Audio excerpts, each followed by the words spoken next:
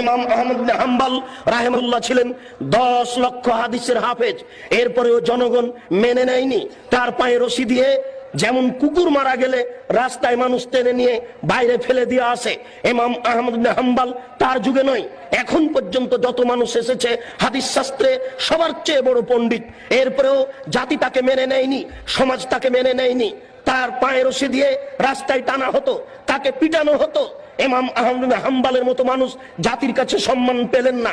আমরা জাতির কাছে সম্মান পাই বুঝতে পারি না। বুঝতে হবে আমাদের প্রচারে ত্রুটি রয়েছে। হক বড় তিতা, যা কালকে বলছিলাম। জাতি কেন সম্মান করে, জাতি কেন মূল্যায়ন করে? কই কেউ তো ইট মারে না, ঢেল মারে না, পাটকেল মারে না, সম্মান সহকারে খেতে দেয়। সেই জন্য তো আপনাকে গতকালকে আমি শোনাচ্ছিলাম যে আখেরি মোনাজাতে আপনি হাত তোলার পূর্বে এইভাবে একটু বলুন, তাহলে বুঝবো আপনি হক কথা বলছেন, বুঝলাম আপনি বড় কাজ করছেন, বুঝলাম আপনি বড় হুজুর, অনেক